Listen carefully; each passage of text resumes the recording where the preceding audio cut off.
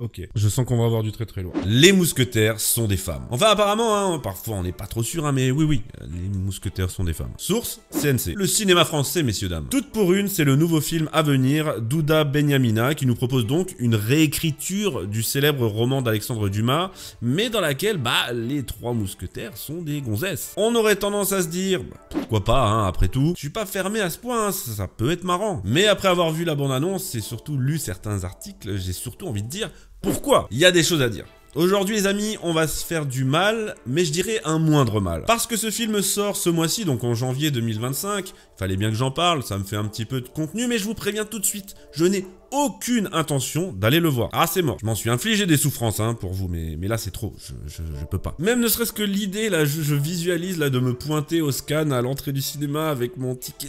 Non, c'est au-dessus de mes forces. Puis après, t'es dans la salle, il y a des cheveux bleus partout, ça sent la transpi, bref. Du coup, je vais me contenter de la bande-annonce, et en ce début d'année, ambiance de légèreté, on va essayer de transformer cette souffrance évitée par un peu de détente. J'aurais jamais cru dire ça, mais toutes pour une, les trois mousquetaires sont des femmes, c'est maintenant. Bon, je fais un petit disclaimer hein, dès le début, histoire de désamorcer certaines critiques. Non, je vais pas faire une analyse de droitardé, hein, comme certains aiment à l'appeler, sur ce film. Je sais clairement que ce film ne s'adresse pas à nous.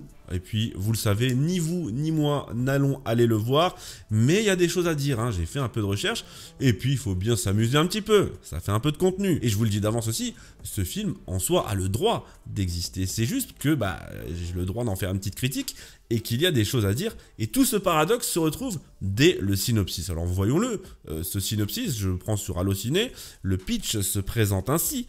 Quand Sarah, jeune fille en fuite, découvre que les trois mousquetaires qui protègent la reine de France sont en réalité des femmes, elle décide de partir avec elle et de suivre leur exemple. Je m'arrête là.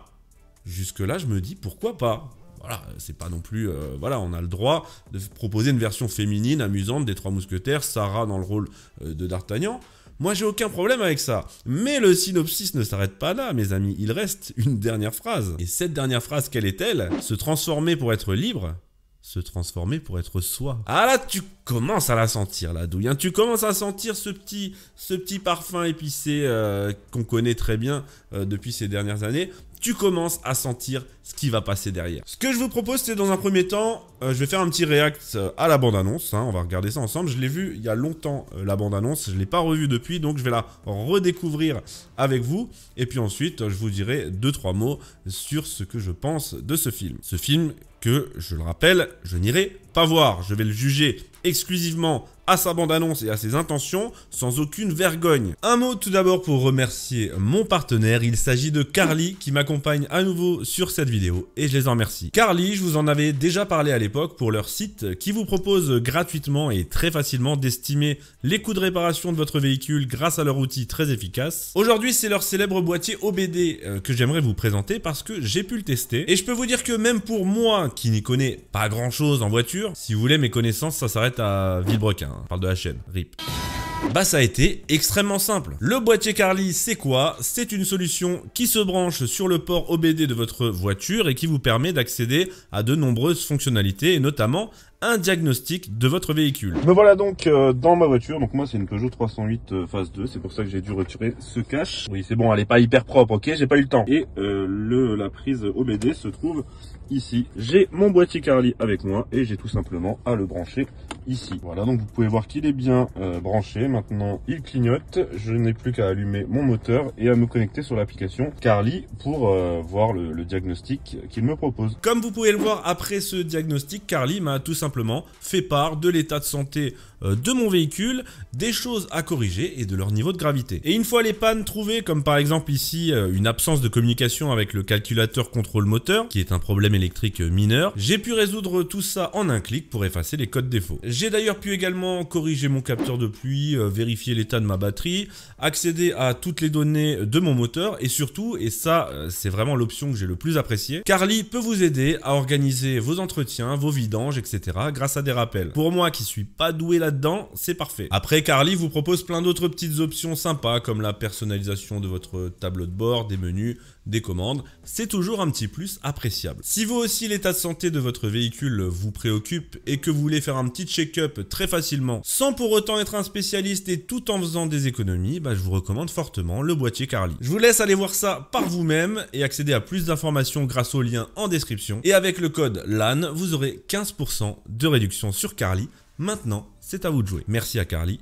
Et on continue. Toute pour une, mesdames et messieurs, nous voilà passés en mode React, en mode Twitch. Ah, ça me manque tellement, terriblement. Mais j'arrive fort, j'ai mon PC qui arrive, ça va reprendre. Toute pour une, c'est parti, la bande-annonce est très courte, on va se regarder ça. Ça fait longtemps que je l'ai pas vu, comme je vous l'avais dit. Ça commence avec une petite femme à barbe, une petite femme à moustache. On y va. Oh oui. Oh oui, directement on a du très très lourd, quoi. On a de la femme à barbe, on a du mousquetaire issu de la diversité, enfin de la mousquetaire.res, issu de la diversité. Ah, de la couleur. Ils ont voulu commencer en mode western, en mode Tarantino, sauf que là, clairement, rien qu'à la couleur, tu vois déjà les couleurs surexposées, tu vois direct que l'image c'est de la merde. Alors là, en face, on a que des hommes, évidemment, des hommes blancs, le patriarcat blanc, ça doit être les hommes de Richelieu. Oh là là là là, mais rien que ça vous l'ai dit, ça fait longtemps que je l'ai pas vu, mais rien que le début est dramatiquement drôle, quoi. Dramatiquement drôle, c'est peut-être comme ça que je vais tout résumer. Putain, qu'est-ce que c'est? Puis on a tout. Vas-y, je continue. La musique est cool.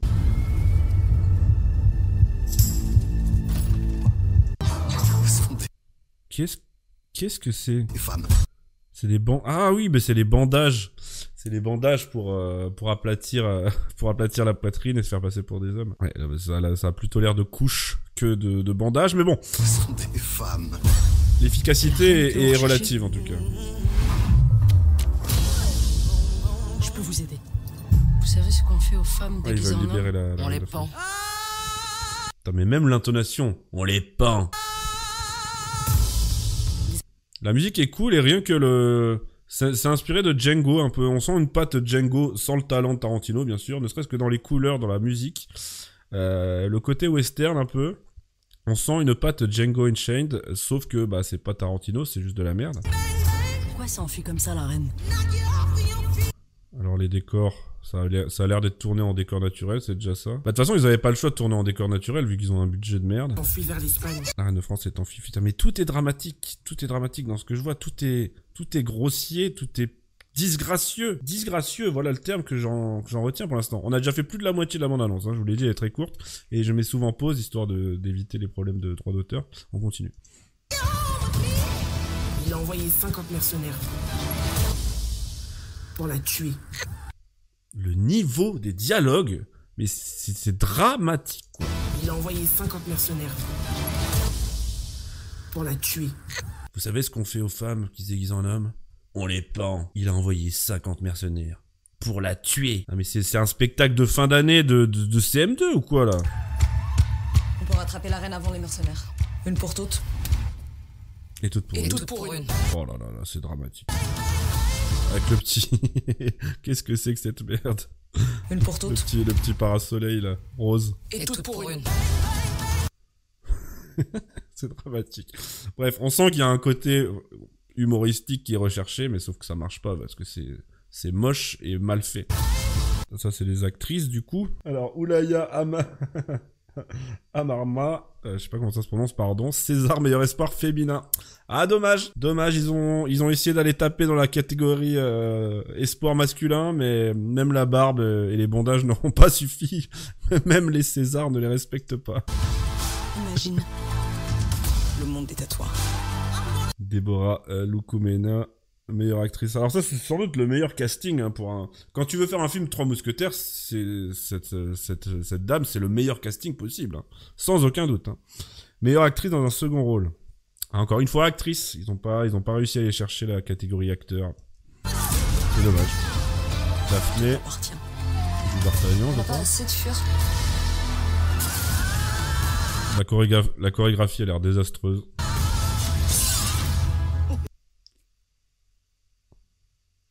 Ok, je sens qu'on va avoir du très très lourd. Dites pardon. Je me souviens. Pouah, je me souviens de cette scène, mais c'est... J'emploie beaucoup le mot dramatique, mais franchement, cette scène résume à elle seule le message du film. On a des hommes blancs de plus de 50 ans ou de plus de 40 ans. C'est le patriarcat, quoi, l'incarnation du patriarcat soumis. On a le petit sourire en coin du mousquetaire noir, de la mousquetaire noire en surpoids. Et derrière, on a la société qu'ils visent, c'est-à-dire celle du patriarcat, du cardinal de Richelieu. Et on leur demande platement de s'agenouiller et de s'excuser, ce qu'ils font. Mais c'est... Dites pardon. Oh, ce plan est dramatique, et encore une fois je dis dramatique. Dites pardon avec un accent de banlieue. On dirait Taharaïm. On dirait Taharaïm si j'avais... Dites pardon.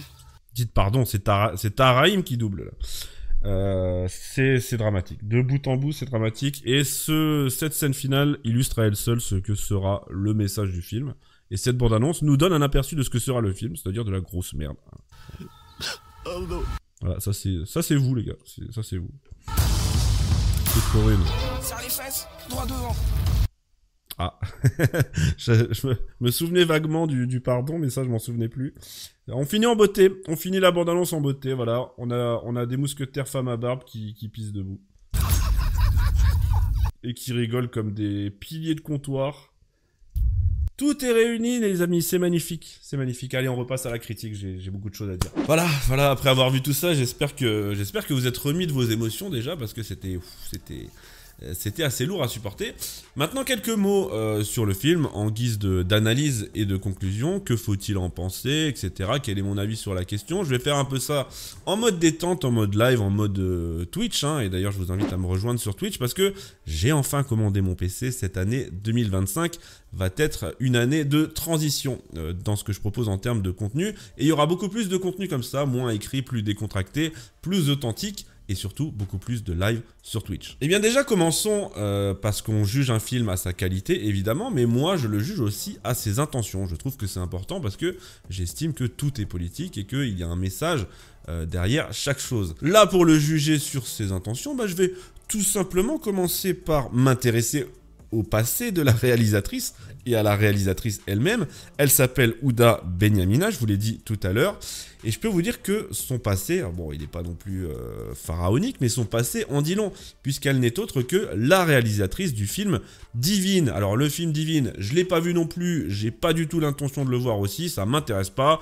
En gros, c'est ambiance banlieue, islam, trafic, bref, c'est comme ça qu'il est présenté sur le synopsis.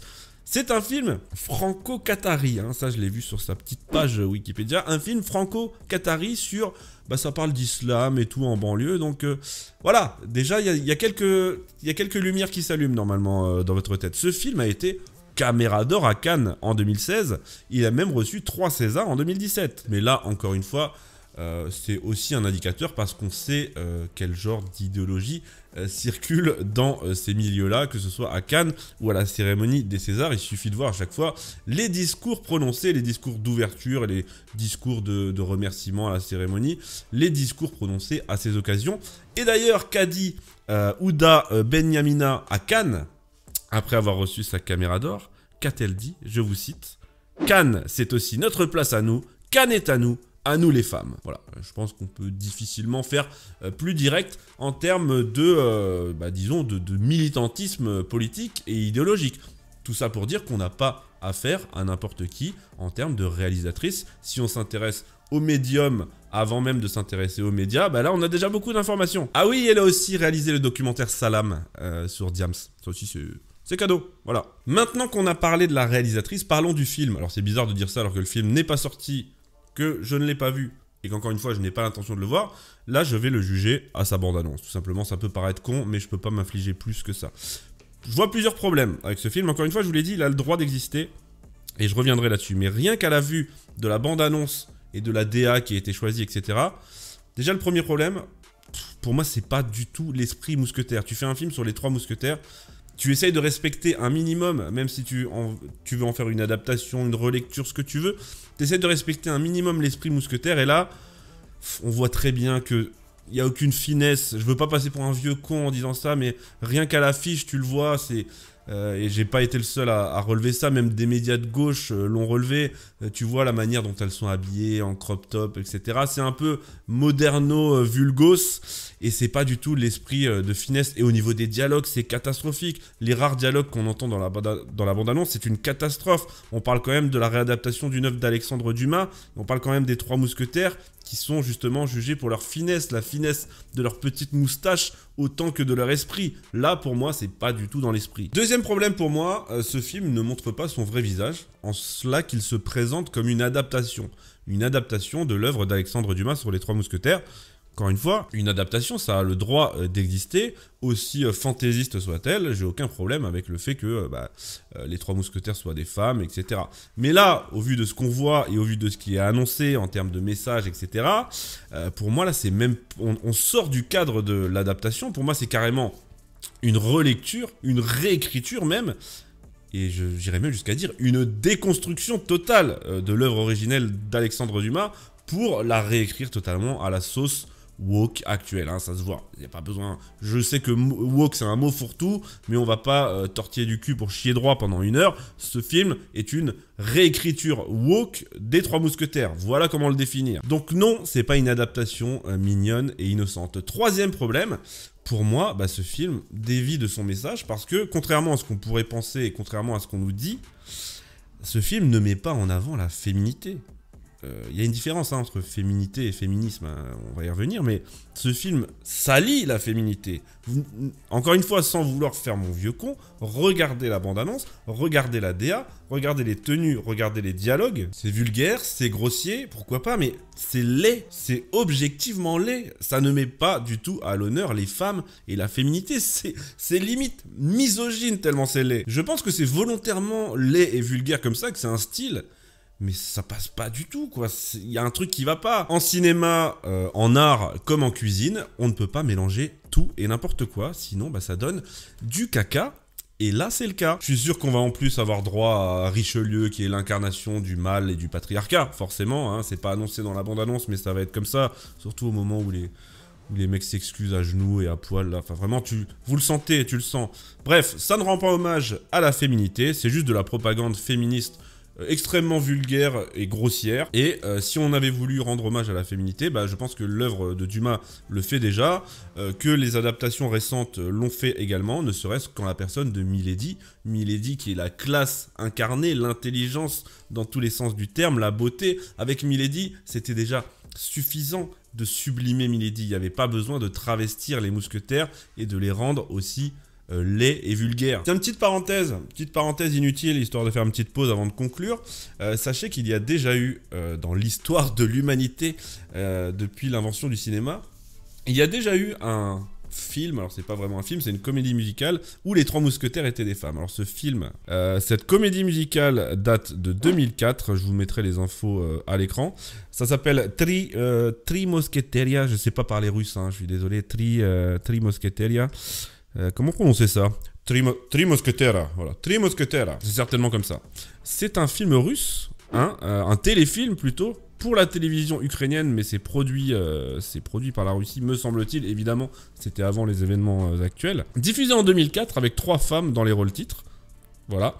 Et pour incarner D'Artagnan, un certain Volodymyr Zelensky. Voilà, ça c'était juste la petite info, le petit bonbon que je vous donnais. Enfin, pour conclure, je l'ai dit au début et je le répète, ce film en soi a le droit d'exister. Mais de la même manière, j'ai le droit de dire que c'est de la merde. Sans même l'avoir vu, oui, je peux vous dire déjà d'avance que c'est de la merde et ça se ressent et ça se voit. Ça va sûrement faire un bide, très probablement, donc on s'en fout.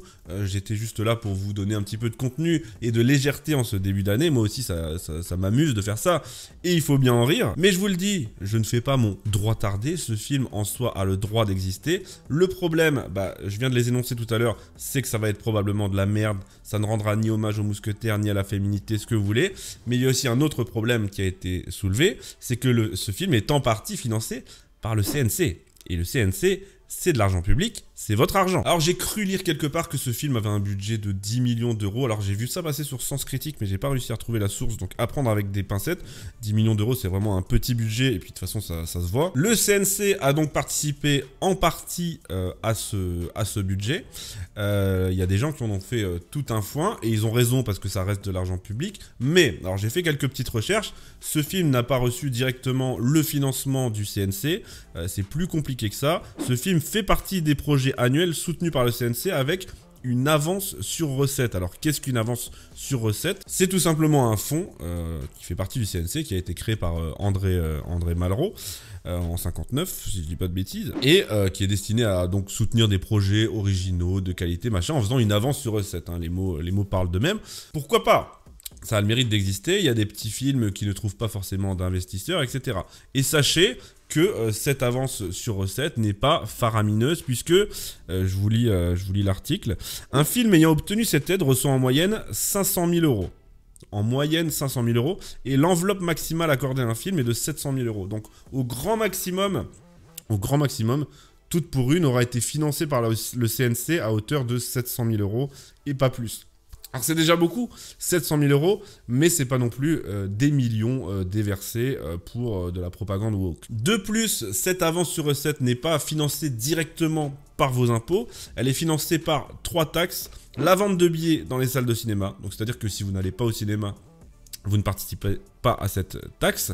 Les diffuseurs télé, donc ça c'est les diffuseurs télé qui payent, et le marché de la location vidéo. Donc voilà, c'est pas vraiment un impôt direct qui est pris directement dans votre poche, dans la poche du contribuable. Tout ça pour dire quoi? Tout ça pour dire que c'est à relativiser. Certes, le film a reçu le soutien du CNC.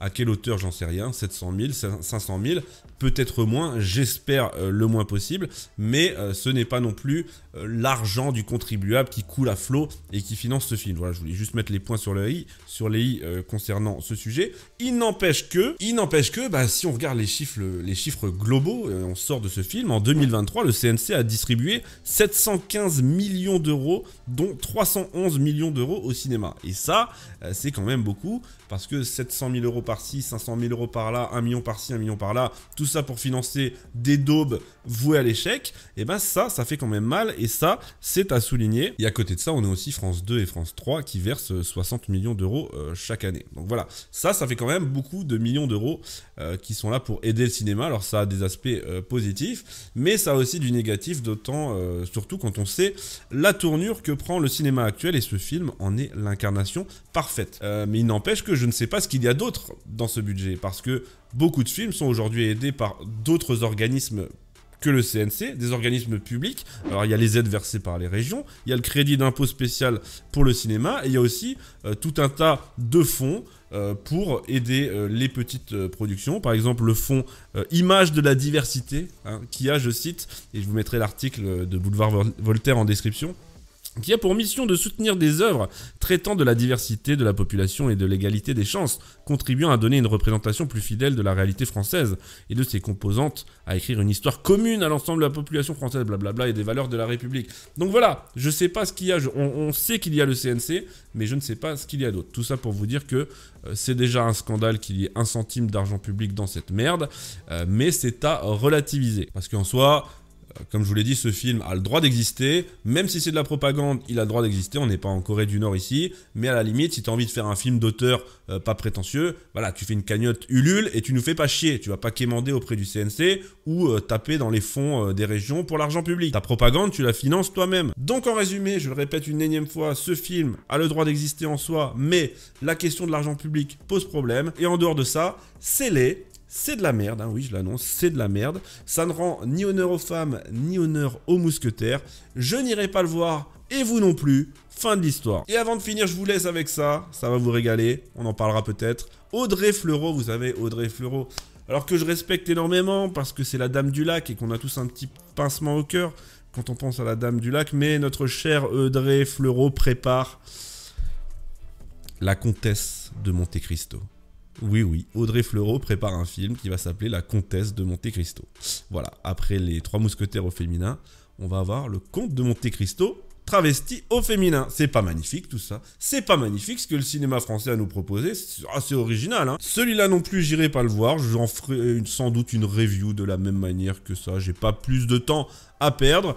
Je pense que je vais plutôt attendre le 3e volet de la saga des 3 mousquetaires qui va s'appeler 20 ans après. Ce sera sans doute beaucoup plus intéressant. Voilà, j'ai terminé. Dites-moi en commentaire si ce format vous plaît. Vous avez vu, j'ai essayé au maximum d'être un peu plus, moins dans le texte, moins dans le script, un peu plus authentique, un peu plus en discussion avec vous. Vraiment, je veux axer l'année 2025 là-dessus. Je veux que ce soit la tournure que prenne cette chaîne.